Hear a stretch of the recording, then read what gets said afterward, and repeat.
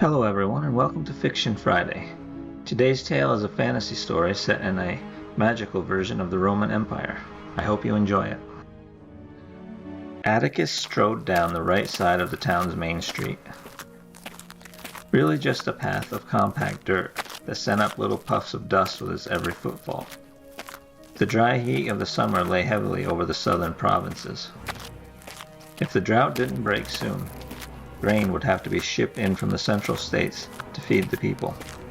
That would lead to unrest, and he hated when things got out of order. The castle town of Horg's Landing sat at the very edge of the Griffin Empire. It was named after Anton Horg, the man that carved the barony out of the wilderness and built the castle decades ago. The town sprang up largely on its own as business people showed up to trade in rare goods gathered in the distant jungle and rivers, as well as to sell goods to the soldiers guarding the castle. It was all very ordinary and normal for a border town. Ahead of him, a pair of women dressed in rough gray homespun smocks clutched bags filled with groceries. They took one look at his dark leather armor and the golden griffin crossguard on his sword and crossed to the other side of the street. Atticus didn't take it personally. An Imperial Justiciar walked alone even when in the most crowded city in the Empire. He'd long ago made peace with the citizens' reactions to his arrival. It had to be so. A Justiciar served only one mistress, the blind lady. Even the Emperor on his golden throne answered to her laws. The important ones, anyway. For all his unbending reputation, Atticus wasn't fool enough to expect the Justiciars to oppose the Emperor for minor infractions. It was one of the reasons he always refused any mission that would force him to spend any amount of time in the corrupt heart of the Empire. Better for everyone if he let the more politically minded of the Order deal with the nobles while he brought law to the provinces. The castle sitting on the hill ahead of him drew a grimace. Ordinarily, the prospect of bringing a criminal to justice he or she deserved filled Atticus with a fierce joy. Every lawbreaker he dealt with made the Empire and its people safer. All Justicars felt that joy. It was what brought them to the blind lady's service in the first place. That didn't mean the life was easy. Being a Justiciar wouldn't bring you fame or fortune. In fact, it might make you hated and a target for all those who wish to gain at the expense of others. Sometimes, rarely, the pressure got to be too much and a member of the Order broke. A broken Justiciar was a dangerous thing, and dealing with dangerous things was Atticus's job. The outer wall of the castle was made of 2 rows of logs driven into the ground, the space between them filled with dirt and broken rock. 2 guard towers supported an iron portcullis.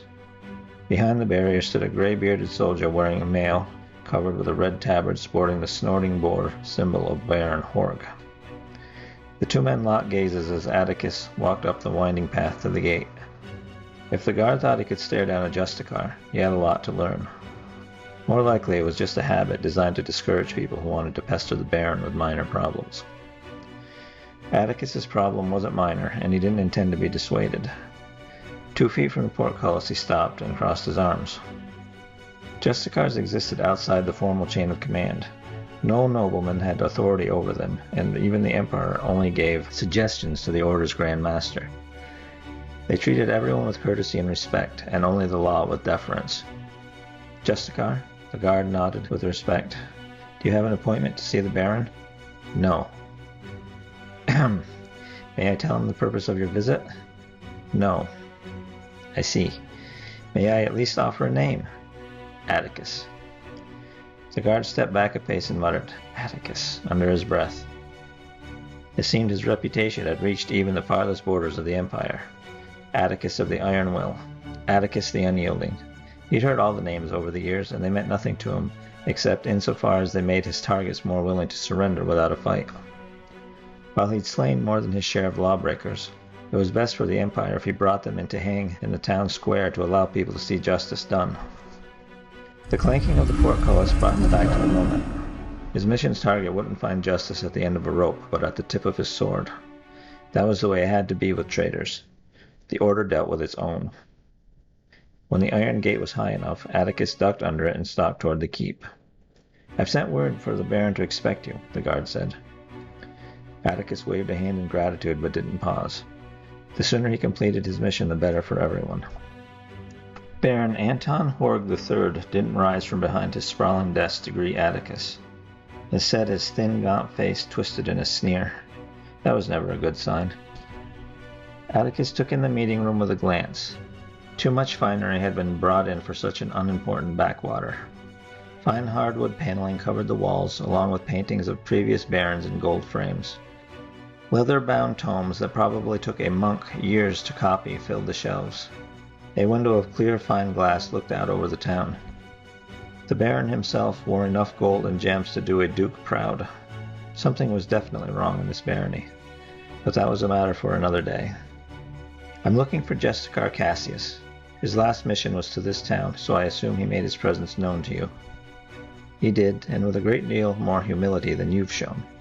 Your reputation precedes you, and I truly expected nothing better. Still, it would have been nice to be proven wrong. Atticus crossed his scarred and heavily muscled arms. Where is he now? I don't know. Baron Horg twirled a stray lock of his blonde hair. I haven't seen him in days. Don't lie to me, Baron. It insults the order and demeans you. Besides, lying to a Justiciar is punishable by a fine of up to 50 gold griffins. Now, where is Cassius? Baron Horg twisted a thick diamond-studded gold ring off his left pinky and tossed it on the table. I don't know, and that should cover the fines. When Atticus traveled, he did so with a bare minimum of gear. Most of that he'd left at his temporary quarters in the town's largest inn. The one item he never left behind, he pulled out of his belt pouch and slapped on the Baron's desk, making his half-full glass of wine jump. The Black Book of Law had a set of bronze scales embossed on the cover.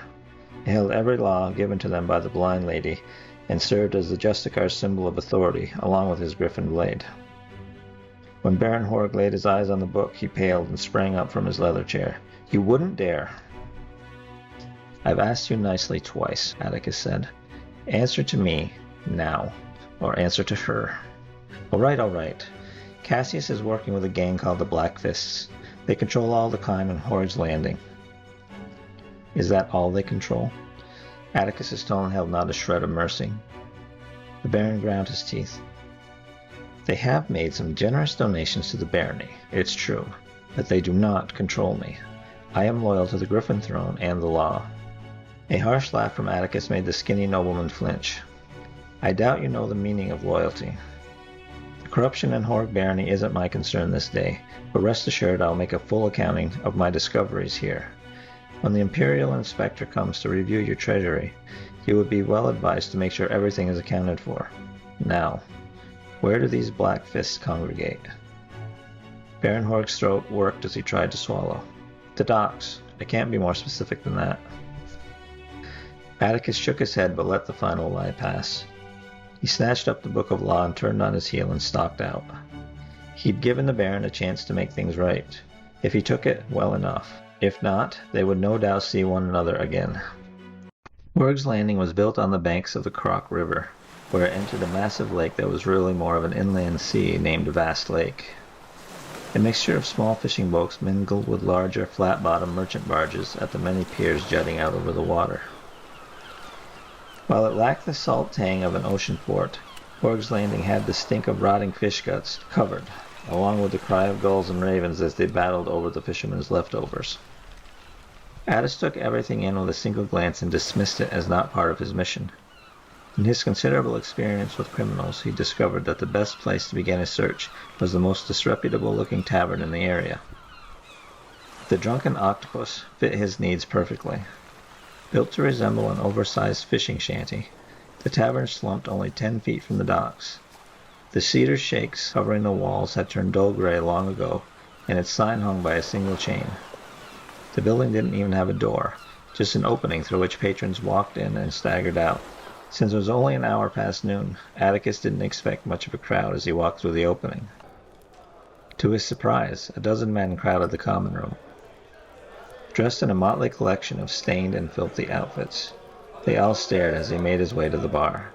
He ignored the angry looks, but kept an eye on the various daggers, boat hooks, and clubs the patrons tried their best to hide. Some might think a dozen armed men against a single Justiciar wasn't a fair fight, and they'd be right. If any of them made a move, Atticus would make certain to give them a chance to surrender first. He stopped at the bar and caught the bartender's eye. She only had the right one. A black leather patch covered the left. The woman grimaced, revealing a mouthful of black and yellow teeth. Finally she sighed and thumped her way down to him on a peg leg. "Help you, Justiciar?" "I'm looking for Justiciar Cassius. I was informed he hung around with the Black Fists in this part of town. Have you seen him?" "I don't want any trouble." Her good eye darted around the room. "Answer my questions and you won't have any." After a moment of pained consideration, she said, "He's staying with Lucinda Black. She's the leader of the gang. They live on the top floor of the White Stag Inn. Now get out of here before this lot works up the nerve to kill you." Atticus pushed away from the bar. "My thanks." He turned and found himself nose to chin with a bald man wearing ragged trousers and a torn tunic. Bloodshot eyes bored into Atticus. "You don't appreciate people poking their noses into Black Fist business.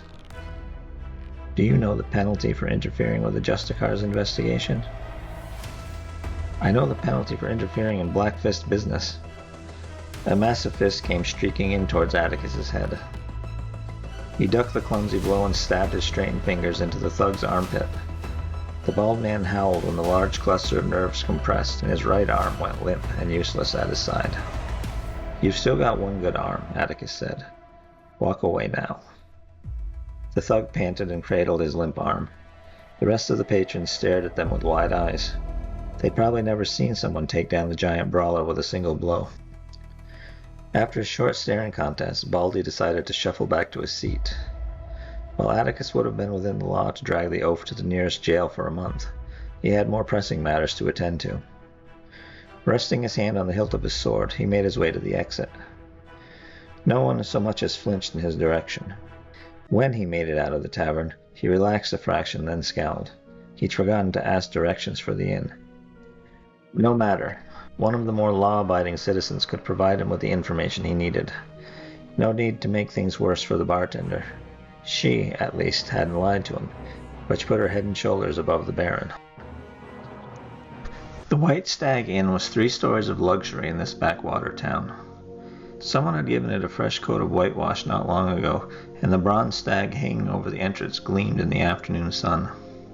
The place looked far too nice for anyone in this town to afford. Atticus took the steps up to the door 2 at a time and pushed inside. The first floor consisted of a common room with a long polished bar, a scattering of tables, and a curved set of steps leading up to the next floor. Cloying perfume filled the air in a vain attempt to block out the stink of the docks. As always when he entered a room, he drew every gaze his way. The few customers were dressed in fine silks and satins. The serving girls were better looking than average and wore their dresses low-cut to emphasize their charms. Behind the bar, a broad-shouldered man dressed in a tuxedo placed a full mug on the bar and raised an eyebrow. Atticus angled that way. He ignored the drink and said, "Is Cassius upstairs?" "With Lady Black, yes. I wonder when someone would be along for him." "Oh?"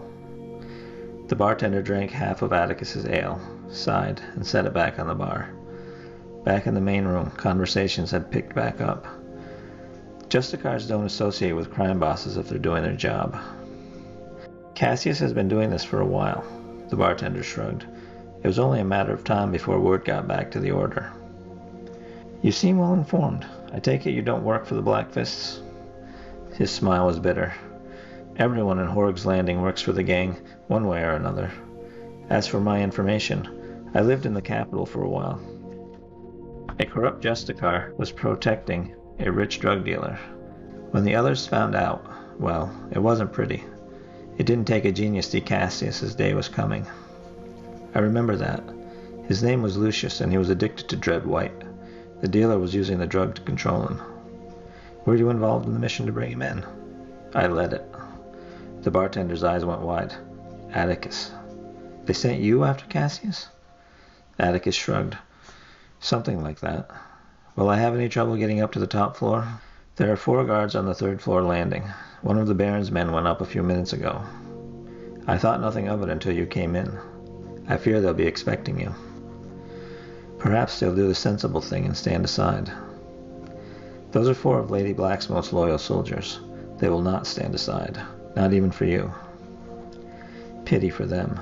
My thanks for the warning. The bartender nodded and finished off the ale. He seemed like a good man. It was a relief to know a few lived in this town. Atticus turned away from the bar and stalked toward the steps. He made no effort at stealth, stomping his way up the polished hardwood like an elephant. On the second floor landing, the nearest door opened and a bearded man poked his head out to hiss at Atticus to keep quiet. He ignored the man, loosened his sword in his scabbard, and started up the next flight of steps. At the top, a pair of burly, bald men dressed in solid black waited with their arms crossed. The one on the right raised a hand. "This is a private floor. You'll have to turn around." Atticus ignored him and kept coming. He gripped the hilt of his sword. If they were going to make a move, they'd make it before he reached the landing. Sure enough, both men drew short, curved swords from the hidden sheaths on their backs. They rushed him, weapons poised to strike. "The law bind your corrupt souls," Atticus shouted. The power of the blind lady wrapped the guards tight and sent them tumbling down the steps. The spell would hold until he released it. At the top of the steps, 10 paces away, another pair of thugs stood on either side of an ornately carved door. This pair wore black leather armor and blade gauntlets. He'd seen gladiators wear the vicious weapons in the arena once or twice, but he'd never fought anyone using them. Perhaps he should have saved his spell for these two. Atticus drew his sword and forgot about the useless hindsight. The guards didn't speak, instead rushing him together. He stepped right so they couldn't surround him. It didn't help much. Their blows fell so fast it felt like he was surrounded anyway. Atticus picked off or dodged each strike. A sweeping right to left blow came at his neck just as the second man lunged toward his stomach.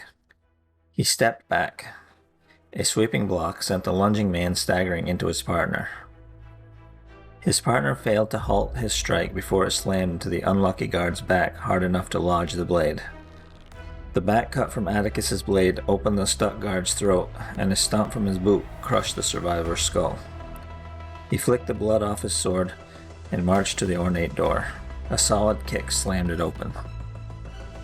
Inside, Atticus found a chamber worthy of a noble. Pale silk draped a four-poster bed.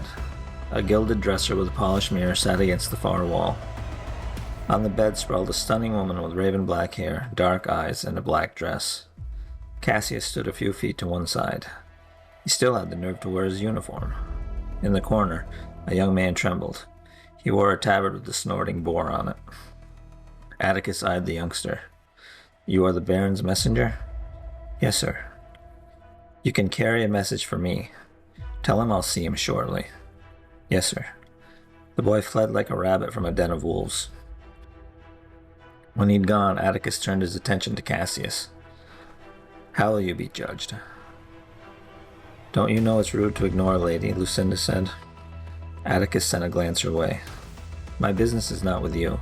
Be grateful for that and stay silent."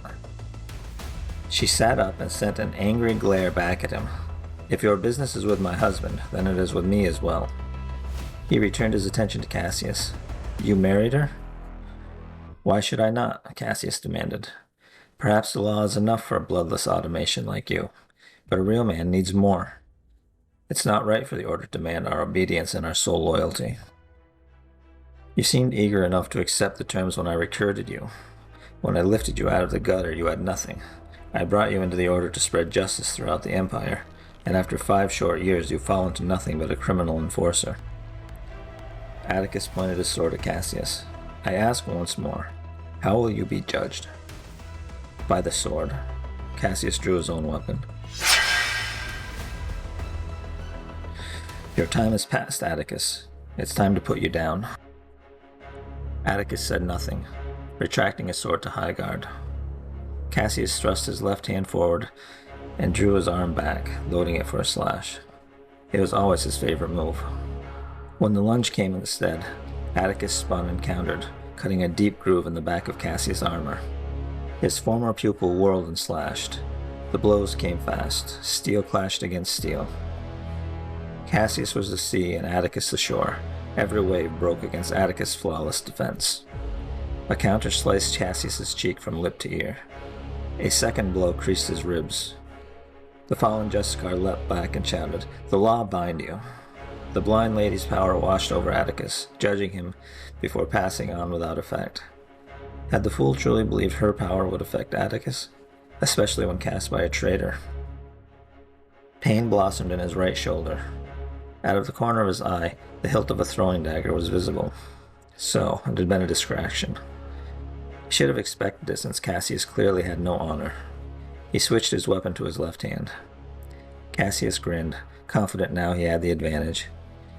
"In gratitude for all you've done for me, I grant you this one chance to withdraw. Swear on the Book of Law that you leave Horg's Landing and never return." "No!" Lucinda screamed. "Kill him now while you have the chance. We may want to leave this miserable town someday. We can't do it with him lying in wait." Cassius shook his head. "What say you, Atticus?" Atticus glared at the woman. "Do you know the penalty for injuring a Justiciar with the intent to kill?" She raised her chin and shot him a haughty look. "Death?" "Yes. The sword of justice falls upon the unworthy." "No!" Cassius lunged towards Lucinda, but it was too late. A golden light appeared above her and formed into a sword. It fell, piercing her breast and pinning her to the bed before vanishing. Cassius rounded on him, tears running freely down his face. "You killed her." "The law is blind, boy. Man or woman, friend or foe, it matters not. She received the punishment she'd earned." "You monster!" With an inarticulate roar, Cassius rushed him. The strike was powerful but ugly, just as Atticus knew it would be. A simple parry and riposte, and his sword slammed through Cassius's chest. Atticus eased his former protege to the floor and pulled his sword free. Cassius gasped, and blood bubbled from his mouth. He tried to speak, but the words were too soft to make out. Atticus leaned closer. "What?" "I pity you," Cassius said. "Though I die, at least I die having known love. When your time comes, you will be utterly alone." With that final word, Cassius breathed his last. Foolish boy. No Justiciar was ever truly alone. The blind lady walked beside those who followed her law. Cassius never understood that. Perhaps he'd done a poor job during Cassius's training, or maybe the boy had never been cut out for this work. Atticus sighed and closed Cassius's eyes. It made no difference now. He would stand before the lady, and her judgment would be far harsher than Atticus's had been. He straightened, cleaned his sword, and sheathed it. He needed to get his shoulder stitched up and return to the castle. The penalty for aiding a criminal was high, even for a baron. Thanks for listening to this week's episode of Fiction Friday. If you'd like to buy a copy of the short story you just heard, you can find a link in the description. Be sure to leave an offering to the algorithm by liking, commenting, and subscribing. Until next week, goodbye.